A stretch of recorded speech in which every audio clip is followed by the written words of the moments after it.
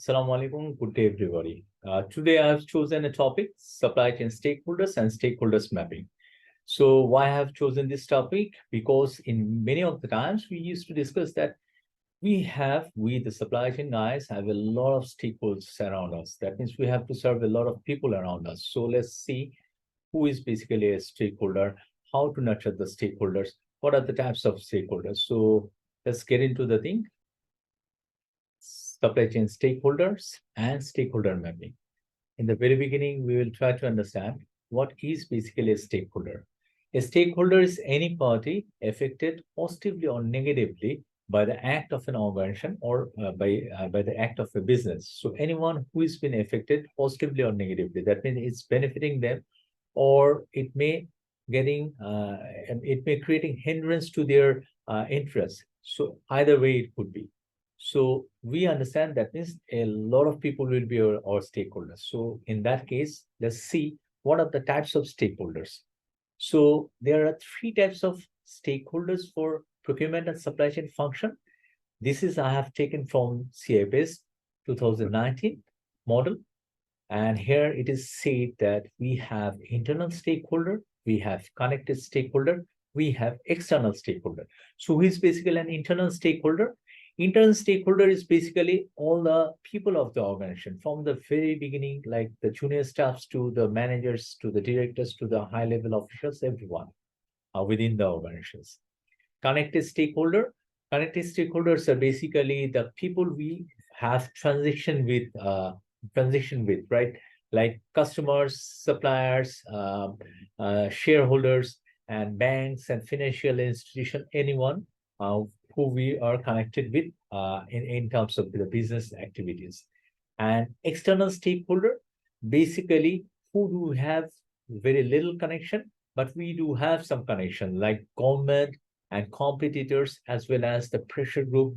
So these are the parties who have very little connection with us. So we have our stakeholders like internal stakeholders, connected stakeholders, and external stakeholders.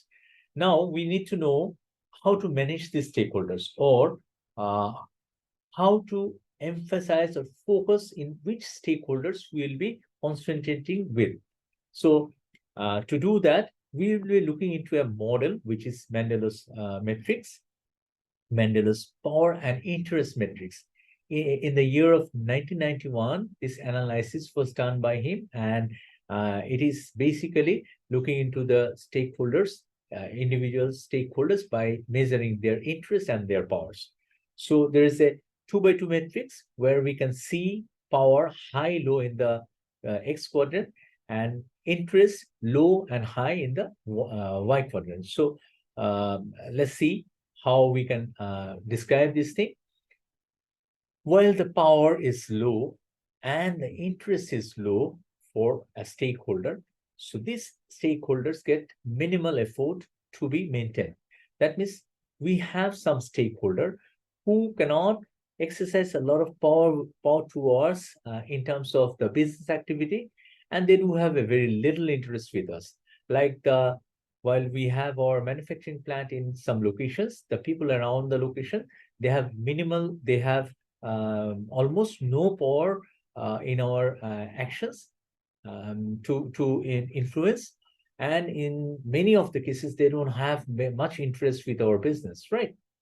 So we have to maintain them, but we'll be giving minimal effort. That means we will be looking carefully that these peoples are not being impacted badly or negatively from any of our acts in the business.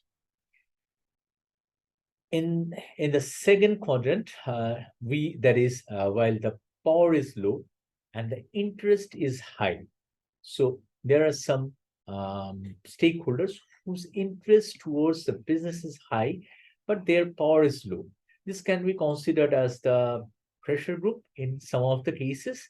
These pressure groups are basically looking at if we are impacting the environment while we are performing our business. So that is their interest, that whether we are maintaining the environmental norms and ethics that the organization should perform. But in many of the cases, they have lower power to influence the function of the organization. So we have to keep inform them. That means we are in a compliant manner, and we have to inform them that yes, we are maintaining our compliance so that there is no issues. And the other one is where the power is very high and the interest is very low. Like, we have to keep satisfied for this stakeholders group. So these stakeholders could be the other functionals, senior positions, who do not have a lot of interest to our functions, but they do possess a lot of power. That means they can impact or influence our actions. So we have to keep them satisfied, right? And in the last, we have the group where we have high power and high interest.